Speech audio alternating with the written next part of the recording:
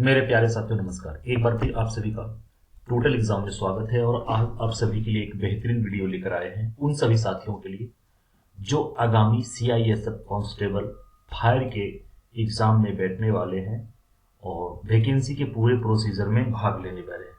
तो आज हम डिस्कस करने वाले हैं, कंप्लीट डिटेल इंफॉर्मेशन आपको देंगे regarding constable fire CISF exam के बारे में। तो इस वीडियो को कंप्लीट देखिएगा, एंड तक देखिएगा, ताकि आपको जो भी हम जानकारी प्रोवाइड करा रहे हैं वो अति महत्वपूर्ण है और पूरी जानकारी आपको मिल सके। यहाँ पर हम बात करने वाले हैं पूरे प्रोसीजर के बारे में, A to Z प्रोसीजर के बारे में, जिसमें सिलेबस, एग्जाम पैटर्न और रिटन एग्जामिनेशन शामिल है। तो हम सबसे पहले देखते हैं कि क्या क्या हम बात करने वाले हैं। देखिए, इस वीडियो में हम बात करेंगे पोस्ट के बारे में, वैकेंसी के बारे में, एज के बारे में, एजुकेशनल क्वालिफिकेशन के बारे में, इंपॉर्टेंट डेट्स को भी देखेंगे, साथ में एग्जामिनेशन फी को भी हम देखेंगे और इस फॉर्म को फिलअप करने के लिए रिक्वायरमेंट डॉक्यूमेंट क्या है उसे भी हम लोग देखेंगे और सिलेक्शन प्रोसीजर क्या है उसे भी हम लोग कंप्लीट देखेंगे इस वीडियो के माध्यम से। साथ ही अगर हम सिलेक्शन प्रोसीजर की बात करें सबसे पहले, तो सिलेक्शन प्रोसीजर में होगा आपका DB यानी डॉक्यूमेंट वेरिफिकेशन, PST यानी फिजिकल स्टैंडर्ड टेस्ट, PET यानी physical efficiency test, written exam, DME यानी डिटेल्ड मेडिकल एग्जामिनेशन, फिर आपके फाइनल रिजल्ट बनेंगे। तो बारी बारी से हम सारे प्रोसीजर पर चर्चा करेंगे विस्तार पूर्वक। देखिए, सबसे पहले हम बात करते हैं वैकेंसी के बारे में। तो कांस्टेबल फायर वैकेंसी जो CISF में आया हुआ है, टोटल पोस्ट है 1149। कितने पोस्ट हैं? 1149। और सबसे इंपॉर्टेंट मैसेज, सबसे इंपॉर्टेंट इंफॉर्मेशन कि ये केवल पुरुष के लिए है, यानी ओनली फॉर मेल, केवल पुरुष ही भर सकते हैं, यानी केवल लड़के ही भर सकते हैं, लड़कियों के लिए वैकेंसी नहीं है। अगर हम पोस्ट को कैटेगरी वाइज देखें तो जनरल के लिए 489, EWS के लिए 113, OBC के लिए 249, SC के लिए 161 और ST के लिए 137 है। और ये तो कैटेगरी वाइज हो गया और साथ ही स्टेट वाइज भी दिया गया है। अब हम बात करते हैं एज रिलैक्सेशन का।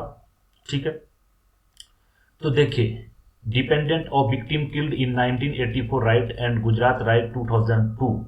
ठीक है, एक सेकेंड। तो सबसे पहले हम लोग एज के बारे में बात करेंगे। किसके बारे में बात करेंगे? एज के बारे में।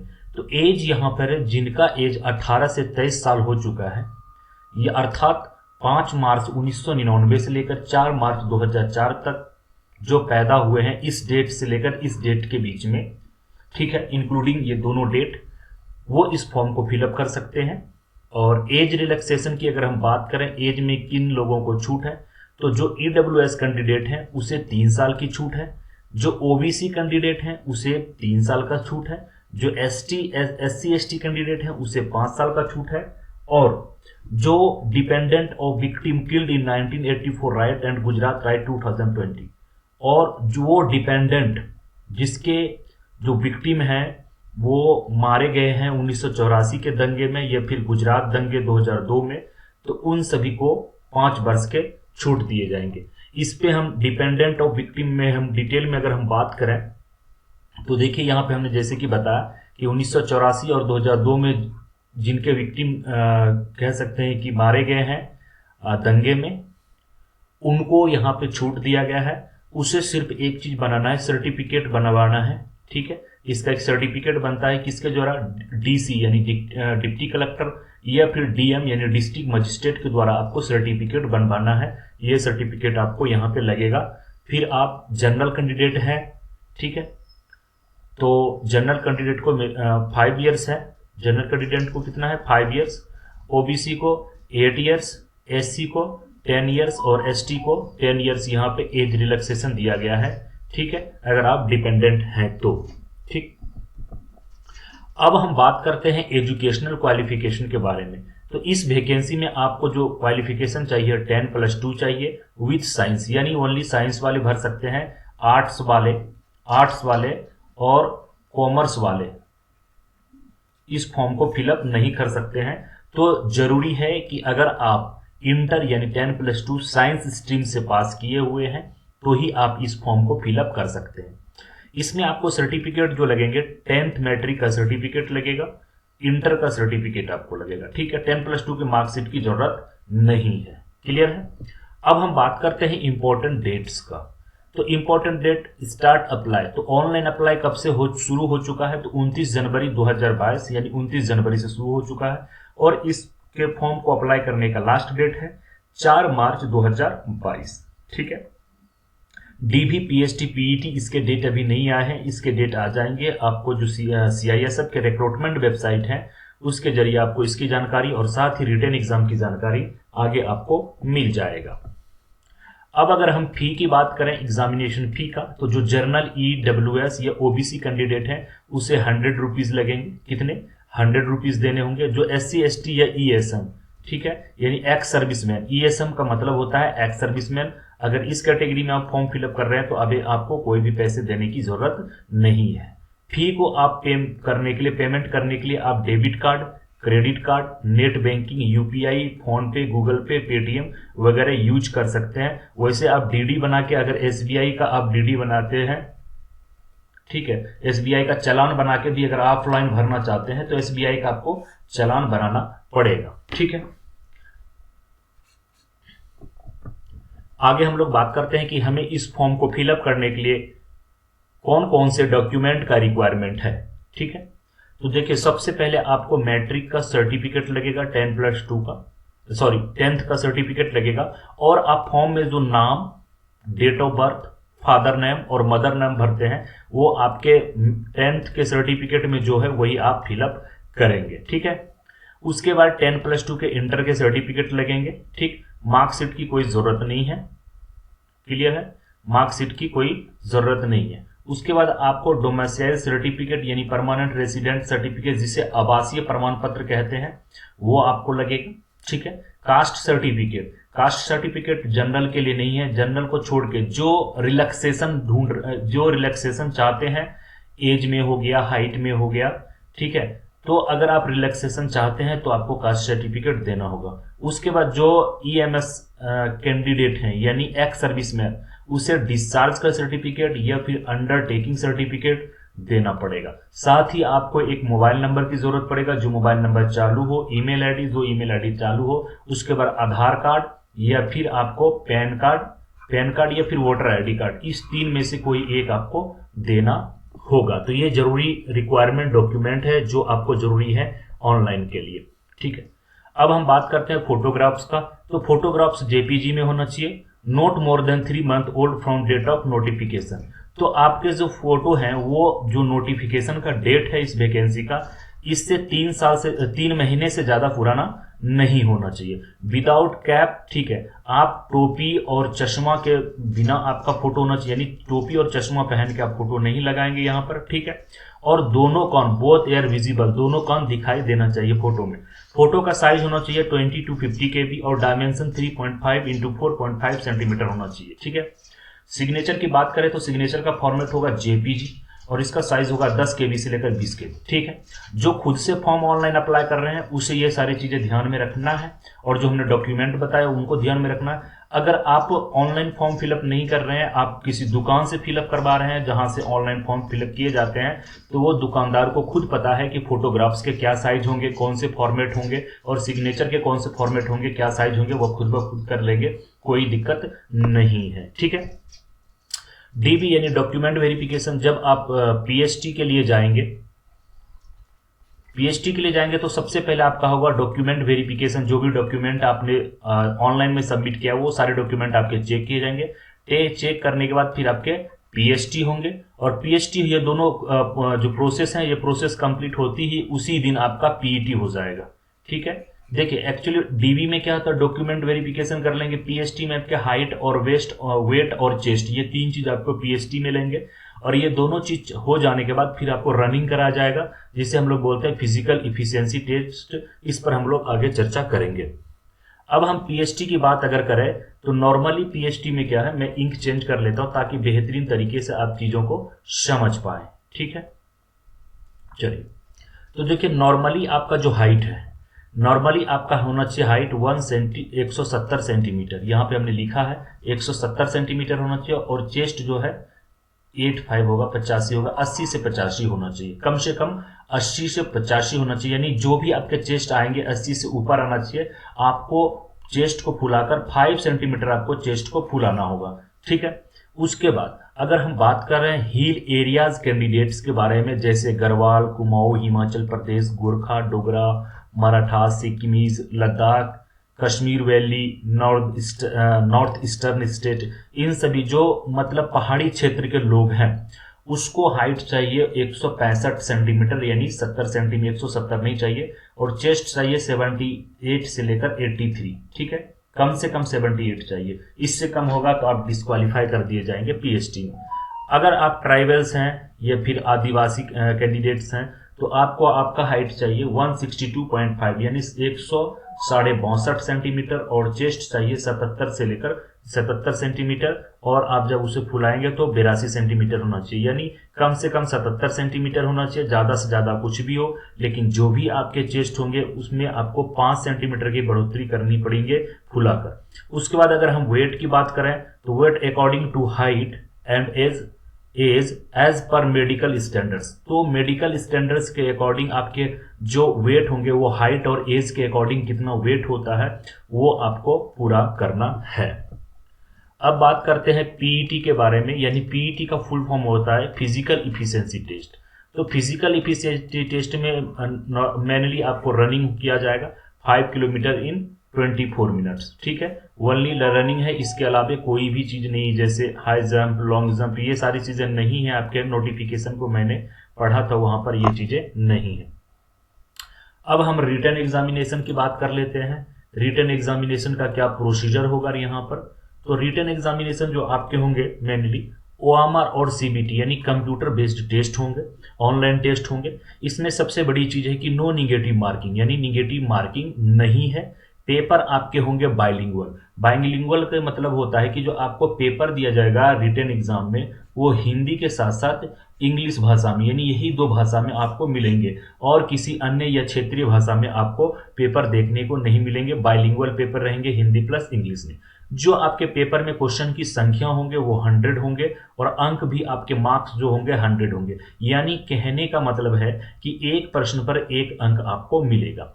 टाइम की अगर हम बात करें तो टाइम आपको मिलेंगे 2 आवर्स। अगर हम मिनट में बात करें तो 120 मिनट, यानी 2 घंटे समय है आपको पूरे 100 क्वेश्चन के पेपर को सोल्व करने के लिए। क्वालिफाइंग परसेंटेज भी देखा जाता है। क्वालिफाइंग परसेंटेज की अगर बात करें, अगर आप जनरल कैंडिडेट हैं, ईडब्ल्यूएस हैं, या एक्स सर्विसमैन हैं, ठीक है, इसके लिए आपको जो परसेंटेज चाहिए 35% चाहिए। ओबीसी, एससी, एसटी कैंडिडेट के लिए 33% चाहिए, ठीक है। तो यहाँ पे क्लियर हो गया होगा कि कम से कम इतना 35% और 33% आपको लाना ही पड़ेगा।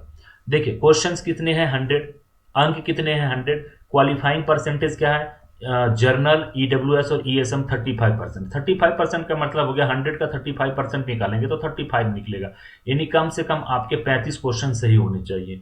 उसी प्रकार से ओबीसी, एससी, एसटी के कैंडिडेट हैं तो 33% चाहिए कम से कम आपको क्वालिफाइंग परसेंटेज, यानी 100 में 33 प्रश्न आपके सही होने चाहिए। नहीं अगर होते हैं तो आप जो है कि रिटन एग्जामिनेशन में बाहर हो जाएंगे, डिस्क्वालीफाई हो जाएंगे। अगर हम पेपर के नेचर की बात करें तो पेपर मेनली 4 भागों में बटा हुआ है, ठीक है।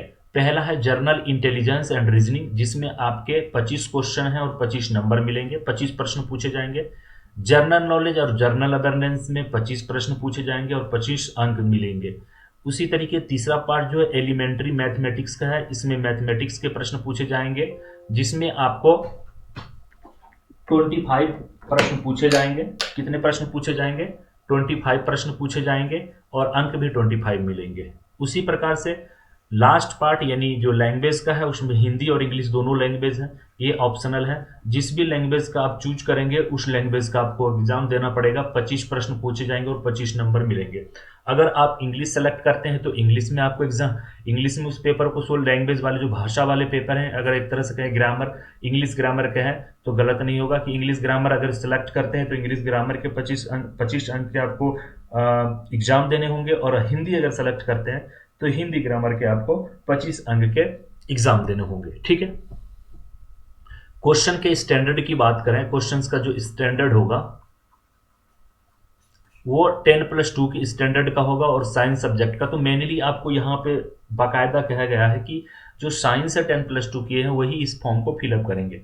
तो इसके कहने का मतलब ये हो गया कि साइंस पे ज़्यादा फोकस है, ज़्यादातर क्वेश्चन आपको साइंस को देखने को मिलेंगे। किस वाले पोर्शन में? जीके और जीए वाले, यानी जनरल नॉलेज और जनरल अवेयरनेस वाले जो पोर्शन है, थर्ड पोर्शन, वहां पे आपको मैक्सिमम क्वेश्चन साइंस से देखने को मिलेंगे। तो ज़्यादा फोकस कहाँ करना है? तीसरे पार्ट्स की तैयारी के दौरान आपको साइंस में फोकस करना है, ठीक है। एग्जाम हॉल में नॉट अलाउड इलेक्ट्रॉनिक गैजेट, यानी इलेक्ट्रॉनिक गैजेट जैसे कैलकुलेटर, आपके जो मोबाइल फोन्स, इलेक्ट्रॉनिक वॉच, ये सब चीज़ें अलाउड नहीं है, लेकर नहीं जा सकते हैं। अब हम बात करते हैं डीएमई के बारे में, detail medical examination. Written examination के बाद आपके होंगे डीएमई।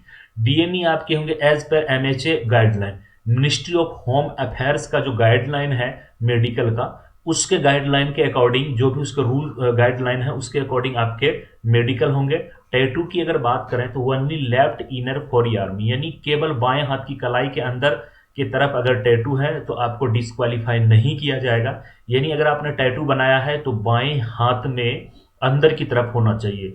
और देखने वाली बात है कि जिस हाथ से आप सैल्यूट करते हैं, प्रणाम करते हैं, ठीक है, उस हाथ में जो सैल्यूट प्रणाम ना करने वाले अंग हाथ पर अनुमति है। यानी जिस हाथ से आप प्रणाम करते हैं, सैल्यूट करते हैं, सैल्यूट करने के दौरान सामने आपके टैटू नहीं दिखने चाहिए, ठीक है। तो उस जो सैल्यूट या प्रणाम करने में, जैसे बाएं हाथ है, बाएं हाथ से आप लोग सैल्यूट नहीं मारते हैं, दाएं से मारते हैं, तो बाएं हाथ में अंदर की तरफ आप बनवा सकते हैं टैटू, ठीक है। उसके बाद आप अंदर के शरीर में, अंदर जो इंटरनल आपके बॉडी है वहां पे भी आप टैटू बना सकते हैं, यानी शरीर के बाहरी अंग में जहां से आपके सामने वाले लोग को अगर दिखाई दे रहा है तो वो अलाउड नहीं है। और टैटू का भी साइज है, अगर टैटू का यहाँ पे परमिशन दिया गया है तो जो आपकी केहूनी है, ठीक है, या फिर जो हाथ है उसके साइज का 1/4 होना चाहिए, यानी जो आपके केहनू या हाथ का जो साइज है उसका 25% होना चाहिए इसका साइज।